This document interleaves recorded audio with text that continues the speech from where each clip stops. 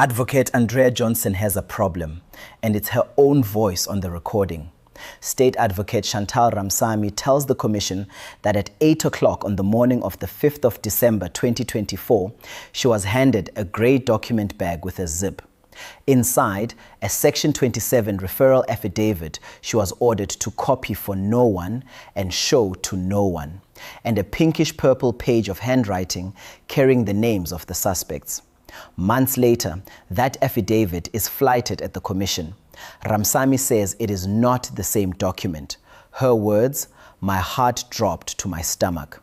The version she read named the political killings task team, a forklift, a failed polygraph test, and vehicles allegedly used by former Police Minister Cele. The version shown to the country mentions none of it. Then comes the phone call, recorded.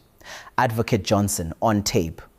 "Actually now, I abused my power by authorizing other people's names that are there. And later, if they call you, you leave the country." The chair asks whether lied to is the stronger word. Ramsamy's answer, "I'm trying to be polite." Nothing is proven. No one is convicted. This is sworn testimony with a recording attached. Like, subscribe, hit the bell. Let's go inside. The next morning, the 5th of December 2024, at 8 a.m., I went to Advocate Johnson's office per her instructions the previous day. When I arrived at her office, she had a grey document bag with a zip. And she told me that it contained a highly sensitive Section 27 referral affidavit. She told me that they had decided that the matter will be investigated. She did not say who they were, and I did not ask. I assumed that she would be referring to herself and Mr. Sissoko, given my previous experience. I later learned that Mr. Sissoko had no knowledge of this matter. Returning to the document bag. It also contained a pinkish-purple page from a notepad with names of people in Advocate Johnson's handwriting. She told me that these are the suspects Chief and I discussed are to be included in the Section 2813. By Chief, she meant Mr. Perumal. Advocate Johnson handed me the bag and gave me the following instructions. Again, my underlining is deliberate. I must take the content of the bag and prepare an application for authorization of a Section 2813 investigation. The names on the notepad were the names of the people who must be listed as the suspects in the application for the 2813 investigation authorization. She gave me the names of the IDAC members who would form part of the team on this matter in order for me to include it in the application. She indicated that it would be Advocate Manilal as the DPP, Mr. Perumal, Chief Investigator, Mr. Rapesu, Lead Investigator, Mr. Padiachi, Senior Investigator, Mr. Venon Vessels, Chief Financial Investigator, and me, Prosecutor. Advocate Johnson said that she needed a DDPP on the matter for the purposes of authorization, but that she would supervise the matter. I must not make copies of Section 27, the 27 referral affidavit. 30.5, I am allowed to make notes regarding the Section 27 referral affidavit. 30.6, I must not show the Section 27 referral affidavit to anyone due to the sensitivity of the matter. Once I have prepared the application, I must email the application to her as a matter of urgency, and I must then return the contents of the bag to her. Let me just make a comment here. When Mr. Padiachi testified and said that he never had sight of the Section 27 referral affidavit, I suggested to him that that was very hard to believe, because what would he have investigated if he did not have what was in effect the source document? What you've just said now appears to vindicate what he said. Not so soon, Chair. Oh. She'll get to it. Oh. Spoke too But soon. it's an apt observation which Can I just, because we have not seen the Section 27 affidavit you are referring to. You say there was this purple pinkish notepad and it had names of people. Correct. When you looked at that affidavit, did the names that were on the purple notepad also appear in that affidavit you were looking at that you were told not to make copies of? No, Commissioner. Thank you. When she gave you the list of names, did she say where she got that list from? Yes, Commissioner, I do deal with it in paragraph 30 on page 30. She told me that these are the suspects Chief and I discussed are to be included in the Section 2813, Chief being Mr. Perumal. The more direct question perhaps then, when she testified, you were following, she didn't remember where she got this list from. She thought it came from you, and then she came back to report that she called you, and you said to her on that call that you said she told you when she gave you the list that she got the list from Chief Perumal. Is that correct? That happened on that day that she gave you the list? No, Chair. I'm sorry, Commissioner. Commissioner, the page was her handwriting. Her handwriting is very distinctive. And it was a pink purplish page with notes that she would usually, or a notepad that she would usually keep in her office. And she had clearly stated to me, these are the names Chief and I decided, but it was her handwriting. Okay, second question. When she called you now, as she was testifying, when she called you, if she did call you, did she call you? Correct. To ask about the list? Yes, correct. Okay. Did you say to her that, but when you gave me the list, you told me that it came from Chief Perumal? Did you say that to her? Commissioner Paloi, she's going to deal with it in detail Okay. because there's some corroborating evidence that she wants to deal with, but specifically dealing with your question. Okay, I'm happy to leave it. Thank you. I think we're now at paragraph 31. 31. But just before that, we do have, okay, then the subtopic, the Section 27 referral affidavit. When Mr. Padiachi testified before the commission, a document was flighted and it was identified as the Section 27 referral affidavit of Mr. Fadil Adams. This document is contained at page 512 to 516 of the IDAC exhibit bundle. When I saw this document, my heart dropped to my stomach, because this was not the 27 referral affidavit that Advocate Johnson gave me on the 5th of December 2024. In fact, I saw this document for the first time when it was flighted at the commission. I initially thought I was mistaken. I then contacted Mr. Rapeso to discuss with him. He confirmed that the Section 27 affidavit that was flighted at the commission was not the Section 27 affidavit I had shown him on the morning of the 6th of December 2024. I will return to why I showed the Section 27 affidavit to Mr. Rapeso in violation of Advocate Johnson's instructions not to show the affidavit to anyone. I have not seen the section accuracy clearance. Although Maybe for the record, you're unfortunately going to have to repeat the heading. Okay, not a problem. I think you can just say the section affidavit you saw, then say that is what it contained, and then say the flighted one, this is what. Noted. The one that I saw, Major General Madondo failing a polygraph test while seeking security clearance, was prominent or noted. On the one that was flighted, although vetting is mentioned, it is in a different context and no mention is made of a polygraph test.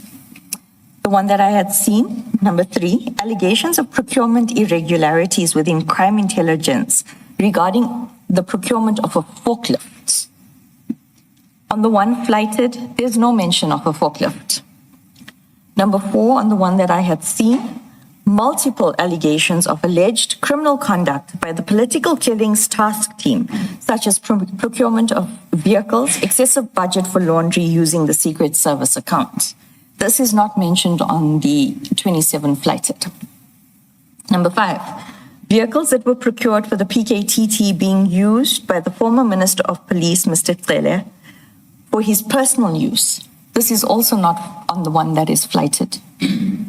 Number 6, purchasing of hotels, lodges, or properties using the Secret Service account, also not mentioned on the one flighted. Okay. Paragraph 37. Khumalo, specifically mentioning the Valeria and Orlando case numbers because you had the Section 27 affidavit that expressly referred to those case numbers. Correct. If I may also clarify another aspect. At this time, I had no knowledge of any emails that had taken place between Chief of Staff Cedric Nkabinde and Advocate Johnson, or any emails between Police Minister Senzo Mkhunu and Advocate Johnson. So what I worked off for this request from Lieutenant General Mbuso could only have come from the 27 referral. I assume you did not have any discussion with Chief Perumal because... While reference is made to the Orlando docket in the Section 27 that the affidavit flighted at the Commission, the CAS numbers do not appear on the affidavit. The Section 27 referral flighted at the Commission could not and is not the 27 referral affidavit that I used to prepare the application for Section 2813 investigations. Paragraph 39.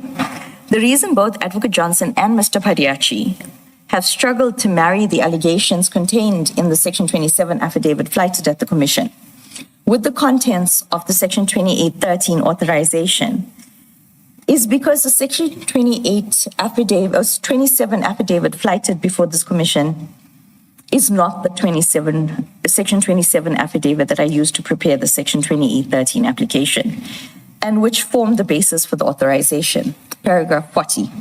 The allegations about the PKTT featured prominently in Mr. Adams' Section 27 affidavit, that the one flighted makes no mention of the PKTT. The allegations of Brigadier Mukwele appointed was more a throwaway allegation on the 27 You say that Advocate Johnson and Mr. Perumal. Okay. Mr. Perumal was struggling to find the Section 27 referral affidavit and perhaps thought that I had the affidavit. But I cannot say that because what I suspect is that Advocate Johnson and or Mr. Perumal did not want to disclose the Section 27 referral affidavit to the accused persons in the Mukwele matter and needed a reason as to why it could not be produced. My suspicion is that the flighted Section 27 referral affidavit was produced at that stage and after Lieutenant General Mkhunazi's press briefing on the 6th of July 2025, where he stated that IDAC was investigating the PKTT. When you say it was produced on that day, you mean created? Created. Okay, thank you. Thank you, Commissioner. To be more precise, you say at that stage, not at that day. At that stage, yes. So I understand you to mean that it must be after September or early October 2025. Because if it existed in early October, the flighted Section 27 would have been provided to the accused. So it must mean it did not exist when the accused were asking for it. Correct. The one that is flighted did not exist. Was not, yes, created by then. I do not think it is a coincidence that the flighted Section 27 referral affidavit makes no reference to the PKTT, whereas the version I saw in December 2024 does. And now there is no record of that version, other than the original that I returned to Advocate Johnson on the 6th of December 2024, which was not produced, and in respect of which Mr. Perumal tried to create the narrative that I had the original Section 27 affidavit referral, nor any copies thereof. As instructed, I returned same to your office on the same day after receiving it. 2.2. I did not have any communication with Mr. Perumal today. Our last communication was on the 18th of September 2025 via WhatsApp text. Thus, I could not have told him that I was asked to keep it safe and I misplaced it. 2.3. I was contacted by Mr. Cele today, earlier this morning, and stated to him exactly what I have stated above. Kind regards to Shantal Ramsamy.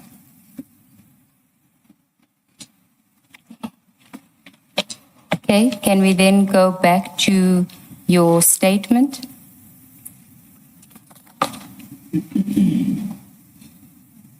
We are at paragraph 45. Thank you. Read with the contents of my email. She would have surely responded either directly to the email or via WhatsApp. Can I just interrupt you here? If what you are saying is correct, and it goes back to the point Chair made earlier, from January when the investigation started and the summonses were being issued, January 2025, until the arrests in June, all the way until September, October 2025, nobody at IDEC knew where the original Section 27 affidavit was. If Commissioner... So how did they conduct the investigation leading to people being arrested and charged if nobody knew? If they last saw it, according to the inquiries that are being made to you, if they last saw it when they handed it to you and you handed it back? That's a very good question. How did they do it? Because if the commissioners have to marry what has transpired with the arrests versus what is contained in that 27, there's great discrepancies. It's devastating. And in part two within this statement and in part two, I will demonstrate how the commission has been hoodwinked. Or lied to. I'm not saying we have concluded that we've been lied to, but I'm just saying perhaps the lied to is an appropriate, stronger word in the context. I'm trying to be polite. Thank you. May I ask you to... Together with the Section 27 referral affidavit, Advocate Johnson undertook to make inquiries. Later that day, at approximately 3:10, while I was consulting with the Commission's evidence leader, Advocate Johnson called me. And the call was recorded. The Commission is in possession of the recording because Advocate Johnson had already scapegoated me in her testimony before the Commission, and I felt I needed to record our conversation. In the recording, I explained how the names ended up in the Section 2813 authorization based on the names she gave me. At the stage of the recording... At the start of the recording, Advocate Johnson made a startling remark that we gotta figure out how you don't go. In other words, find a way for me not to testify before the Commission. I have no objection to the recording being played. Chair, Commissioners, at this stage, we want to play that recording for you. It is approximately 12 minutes. We have tried to only deal with what we consider to be important, but all of it is important. And there may be a point that we do cut it where it has nothing to do with the subject matter. It deals with three aspects. Number one, what the witness had just indicated now, a comment that they must find a way not for her to testify before the commission. The second, her being the witness before you now. The second issue is a debate or an exchange about the names, how the names came about in the 2813. And then there is some criticism that Advocate Johnson makes towards the commission and the process that the commission is following, which we don't think is relevant, but it may be that we have to play the entire recording so that it's not suggested that we are withholding anything insofar as the recording is concerned, Chair. And I believe that all three of us have very thick skins. So listen to me, I must tell them step by step. As I get the 2813, usually we give it to a team. Santosh is the deputy, but I give it to Drew. Yeah. You use it to compile a section 2813. Now they're saying when they look at the 2813, let's just check. The annexure that has all the names of the people, annexure A, it has all the suspects. When you look at the 2813, you could only really make out Khumalo, maybe Madondo and Lushaba. Yeah. Where did you get all the other names from? That page that you gave me, the names were on that page that you gave me, the one in the folder, the one in the handwriting, on the pink-purple page. Where would we have got those names from? I don't know. You gave it to me on the morning just before I rushed to court. You gave me the 27 referral and the names on the handwritten page. Because they are asking me where you got the names from, and I'm saying, I'm not sure. Because I can't remember to share for me. I can't remember either. No, I remember distinctly because that's why I also put it in my email where I received the 27 referral and I received that piece of paper with handwriting and it was the suspects that was written on there. And you explained to me that the suspects was after Dylan had consulted with Fadil. That's how the list came about. So Dylan would have consulted Fadil before you did the 20? Before I did the 28. Yeah, before I even received the 27, the list was compiled on that page with the handwriting. And you had indicated that Fadil and Dylan had consulted, and that's where it came from. I'm going to have to speak to Dylan. He can't remember half the things. But it's on my email. Now I've used my power by authorizing other people's names that are there.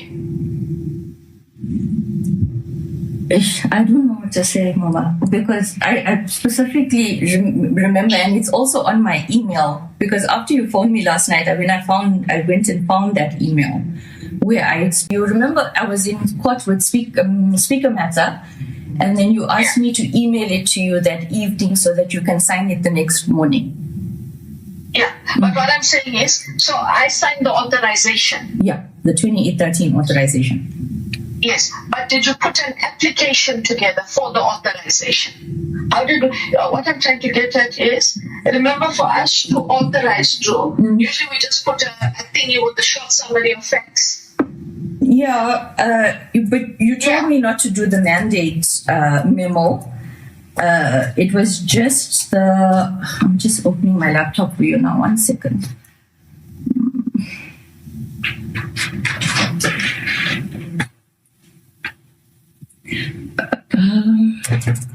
What date was it, Mama? The 5th of Fadil, because... Wait, Remember, Drew, the authorization is the 6th of December.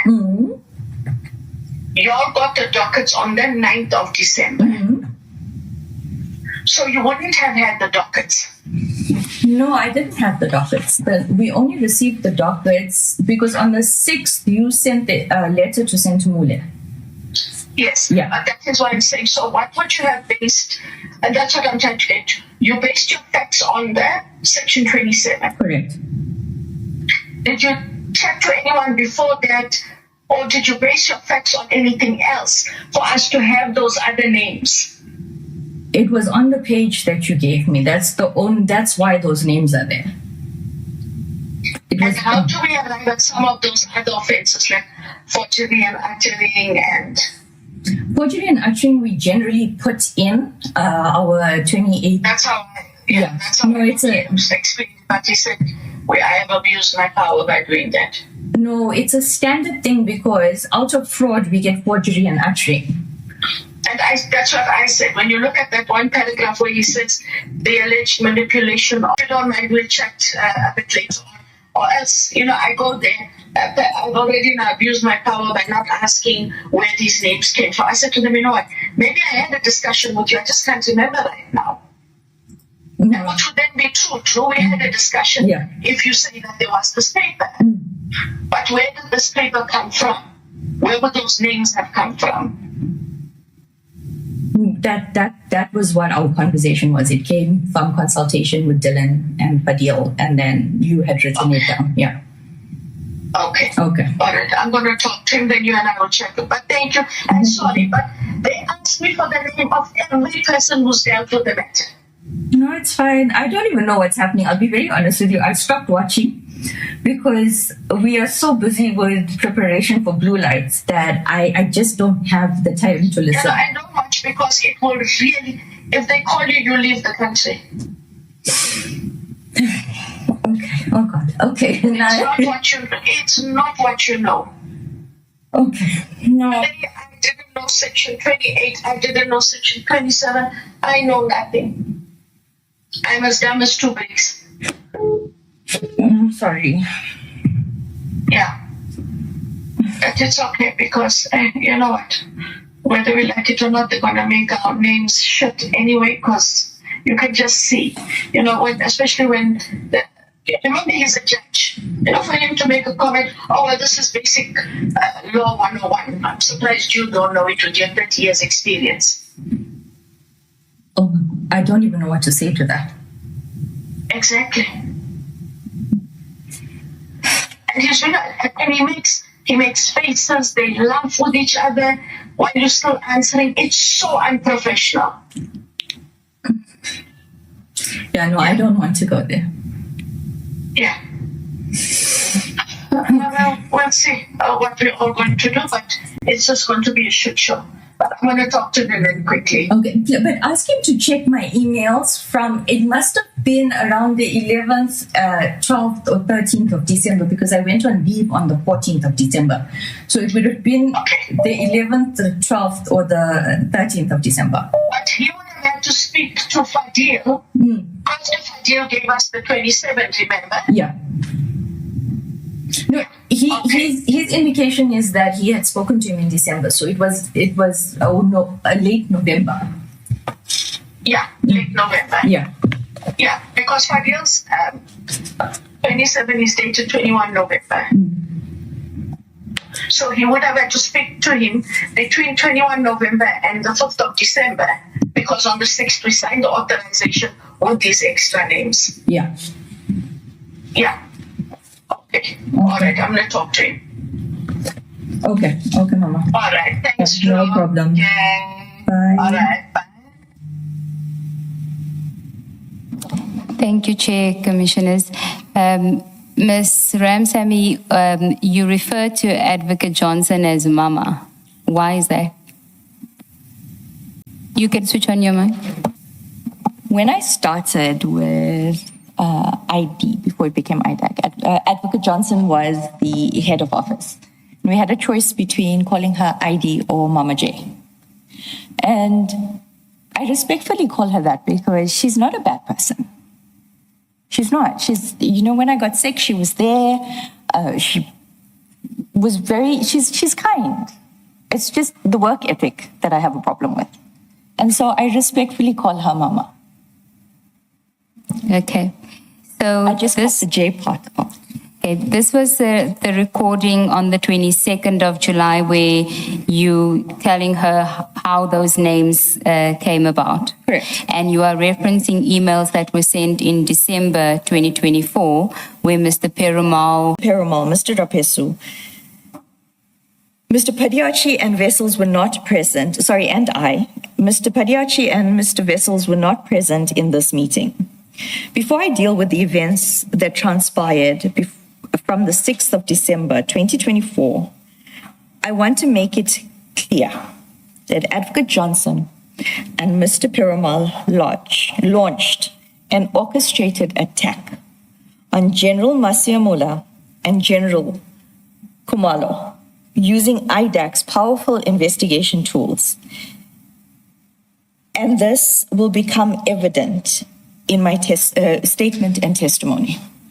Sorry, as I understand this, correct me if I'm wrong, the attacks were made at the meeting or not? I make the statement. Or do you mean they were made as the investigation was going on? I think when my second statement is before Chair, for the 22nd of January, Chair will understand the clear picture, including the notes. Okay. But I don't make a statement of this nature lightly. All right. No, thank you. can I also just see clarification? So when you say an orchestrated attack from the 6th of December, you are referring to the investigations themselves being an orchestrated attack? Correct. Okay. And when you say using IDAC's powerful tools, it is the tools that one finds in Section 28, for example, the investigation itself.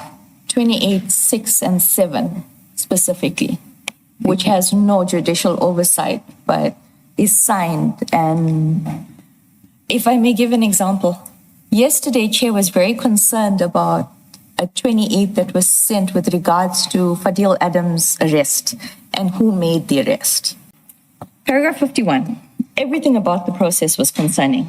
51.1, the speed with which everything had to be done without any evidentiary basis, and in certain instances, against my strict instructions to the investigators.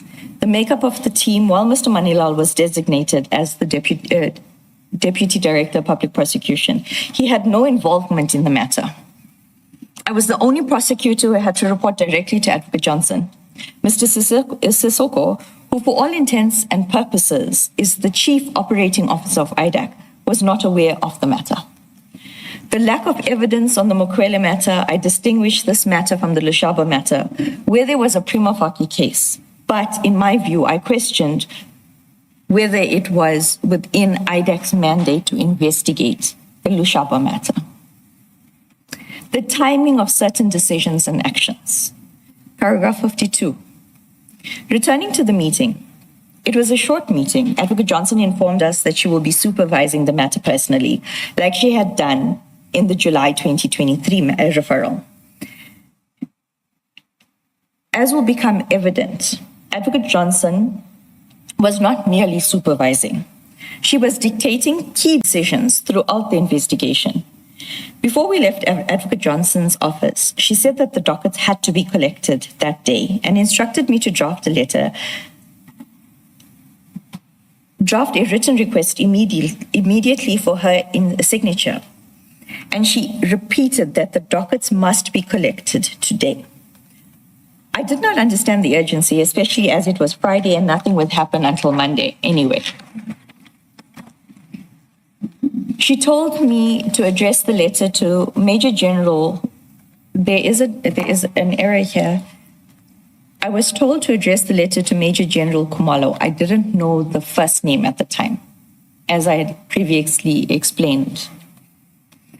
Mr. Perumal instructed Mr. Rapesu to collect the dockets immediately. He should not wait for the letter because he, Mr. Perumal, wanted to take the dockets home with him to Eastern Cape. Mr. Perumal also mentioned that Mr. Padiachi had already been briefed on the matter. I found this very strange because we were being briefed for the first time on the Section 2813 authorization, and it had only been signed earlier that morning. Clearly, Mr. Padiachi was briefed on an investigation that he knew would be authorized before it was authorized. Allow me to digress again before I continue the timeline. The next, Sorry. Can you please reread the sentence starting, I found this strange? Yes, Chair. I found this strange because we were being briefed for the first time and the Section 2813 authorization had just been signed earlier that morning. Thank you. okay. Then the next subtopic is, did Mr. Padiachi see, there's a missing E there, the Section 27 referral affidavit? This is the question. Mr. Padiachi either saw a draft of the Section 27 affidavit or the signed version. I say this because when Mr. Perumal and Rapesu and I went to Cape Town on the 6th of January 2025, and whilst at the airport, Mr. Rapesu went to collect the rental vehicle. Mr. Perumal complained to me that when him and Mr. Padiachi were in Cape Town in November 2024, there was a shortage of hotels and they were forced to stay at the Formula One hotel. He expressed how embarrassing it was for him and Mr. Padiachi to meet with a member of parliament at the Formula One. For this reason, I doubt Mr. Padiachi's version that he did not see the Section 27 referral affidavit. Having said that, there was a lot of secrecy around this Section 27 referral affidavit. Had it not been for Mr. Perumal's comments at the airport, I would have believed Mr. Padiachi that he had not seen the Section 27 referral affidavit. As far as I was aware, before, bless you, Mr. Rapesu will elaborate on the docket retrieval issue. Ultimately, on the 9th of December 2024, I had to change the letter request from Major General Khumalo to Lieutenant General Jacobs. I sent Advocate Johnson a WhatsApp message to tell her that based on the information I received from Mr. Rapesu, the letter had to be changed to Lieutenant General Jacobs. Her response was that I must shed the letter because it was not going to Lieutenant General Jacobs. She said she had written to Divisional Commissioner, Detective Services, Lieutenant General Sentamule. I was still unclear on the process to collect the dockets. Advocate Johnson told me to ask Mr. Rapesu are retained by whomever the request is addressed to. In this instance, I was asked to request for the original dockets, which is evident from the letter to Major General Khumalo. Before I deal with my report, I must address the issue of the letter to Major General Khumalo. Advocate Johnson testified that we sent the letter requesting the dockets to Major General Khumalo and that he had indicated that the dockets were not with him or were not his. As stated above, the letter was never sent to Major General Khumalo, and Advocate Johnson knew that because she told me to shed the letter.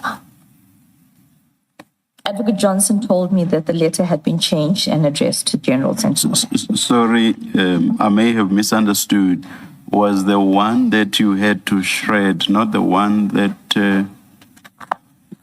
was to go to Lieutenant General Jacobs? No, Chair. Yes. The instruction on the 6th was to draft to Lieutenant General Mbuso Khumalo. That letter was in the envelope. If I may just put it in a simple example. Centurion Police Station is the owner of that docket. Valeria Police Station is the owner of that docket. The tracking of those dockets are done on the casing system.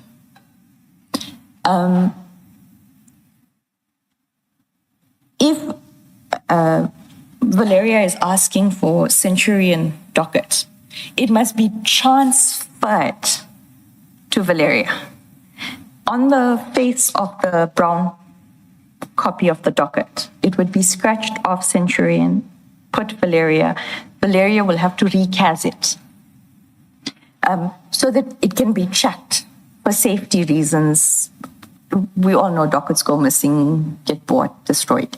So that is the reason we don't have a casing system at IDAC.